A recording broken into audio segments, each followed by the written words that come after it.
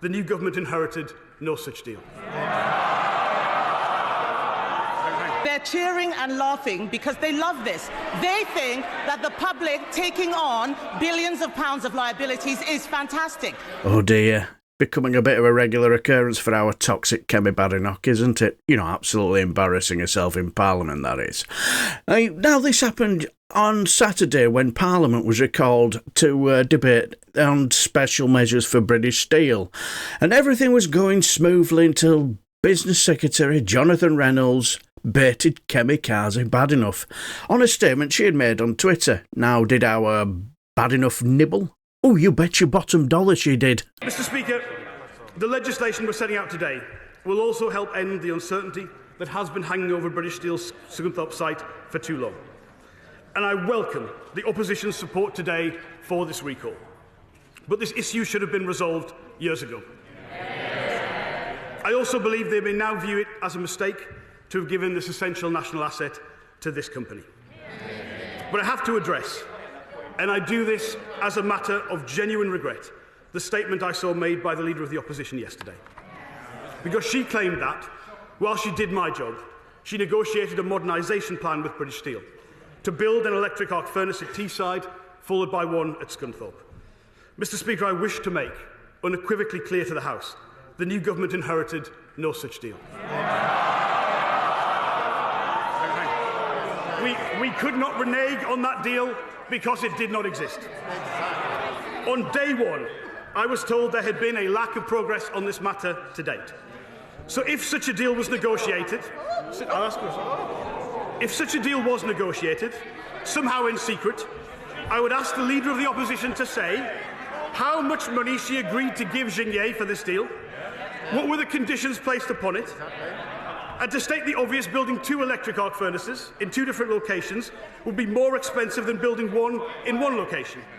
And given Xingye's request to build 2 furnaces in Scunthorpe was for £1.2 billion in taxpayer support, what... Point of order. Come in, Ben. Mr. Speaker, I would like advice on how to counter the points which the Secretary of State is making, given that they are factually incorrect, and they're factually incorrect and a complete misrepresentation of the situation that he inherited. It's just been clarified by her good self. I can say I can't make the Secretary of State give way when you want to come to dispatch spots, but I'm sure if he noted again, he may wish to. Secretary of State. Speaker, this is an excellent chance to clarify this, because if the Leader of the Opposition agreed a deal with Xingye to cause massive job losses in Scunthorpe, transfer the jobs to a completely different place at higher cost than the request the company made to us, I think she should be able to tell us, and I'm more than happy for her to give Mr. Speaker, Labour cannot negotiate. We were negotiating a modernisation deal that would have had limited job losses, just like we had in Port Talbot. They inherited a functioning commercial deal in Port Talbot. The same was going to happen with British Steel had we not had a snap election. What he is doing now, Mr. Speaker, is the union-pushed deal. They brought that deal to me, Mr. Speaker. I said no, he said yes.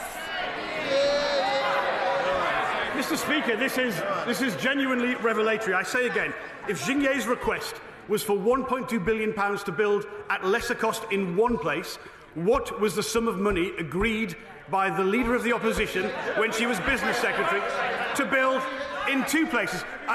Give it, because it certainly wasn't in the accounts of the Chancellor. I will give that. How much money was agreed to Xingye to close the jobs in Scunthorpe?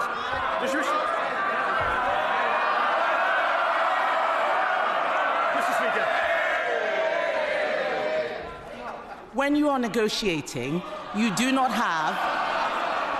They're cheering and laughing because they love this. They think that the public taking on billions of pounds of liabilities is fantastic. We had not finished the negotiation, so there was no amount. But it would have succeeded better than the terrible plan that he's got now.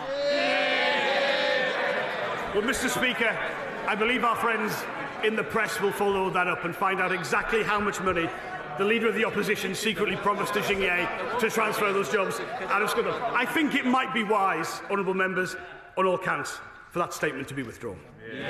Absolute conclusive proof. When she has to go off script and, try to think on her feet, she's absolutely useless at it, isn't she? She's just the gift that keeps on giving for Labour. Starmer's government must be absolutely cock-a-hoop knowing that the Leader of the Opposition is a mixture of Spaffer Johnson, Dizzy Liz Truss and Titchy Shortpants, all rolled into one. Also, these lack of plans from the last Tory government to save British steel didn't go unnoticed. We are hearing about the efforts of the previous government to save British steel, and we have found somewhat a confusing account about the deal that the now shadow leader of the opposition has negotiated. If such a deal existed, can we perhaps see a record of any of that? Well, I think my colleague, the Right Honourable Member for Saffron Walden, has been extremely clear that the deal was being negotiated. And the point about a deal being negotiated is that deal will be concluded after the election. I'm still a little confused as to what the deal was that the last government negotiated. And seeing as the leader couldn't answer it and you didn't respond, I just wondered if you could please just clarify that situation for the House. Thank you. Well, I'm not surprised the Honourable Lady is a little confused. As I said, the government has failed to lay out its plan, and it's failed to afford this House the opportunity to debate their plans. Yes, after his leader had made a prize tit of herself, Tory dullard Andrew Griffith said, "Hold my beer, you ain't seen nothing yet," and made a right tit of himself, didn't he? They're trying to paint a picture, under their government, there were negotiations and proposals, but we got sidetracked by a snap general election, and even though we were at advanced stages of the negotiations, we decided not to bother to keep records, proposals or treasury calculations even, so to speak, and while at the same time they're accusing Labour of bungling the negotiations that she had apparently left them. She should have just kept her mouth shut, shouldn't she? Bonkers.